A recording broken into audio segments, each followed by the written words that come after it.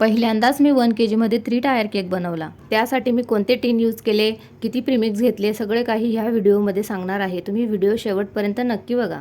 माझ्या कस्टमरला 1 केजीमध्येच doll cake बनवून पाहिजे होता आणि त्यांनी जो मला फोटो पाठवला केकचा, त्यानुसार मग मी हे टीन सिलेक्ट केले. खालच्या लेअरसाठी मी 6 इंचचा अर्धा किलोचा टीन घेतला आणि मधल्या लेअरसाठी मी माझे घरातलेच साधारण 4.5 इंचाचे टोप घेतले आणि तिसऱ्या लेअरसाठी मी छोटी 3 इंचाची वाटी घेतली आणि 320 ग्राम प्रीमिक्स घेऊन मी तिन्ही पण बेस बेक करून घेतले. बनवल्यानंतर हा केक जवळजवळ 1200 ग्राम एवढा झाला होता. अशा केकच्या ऑर्डर्स आल्यावर केक टीन सिलेक्ट करताना तुम्हालाही खूप कन्फ्युजन होत असेल, कारण मलाही असेच कन्फ्युजन व्हायचे. पण आपण जसे मोठ्या ऑर्डर्स घेत जातो तसे आपल्या लक्षात येतं की आपण कोणते टीन सिलेक्ट केले पाहिजे.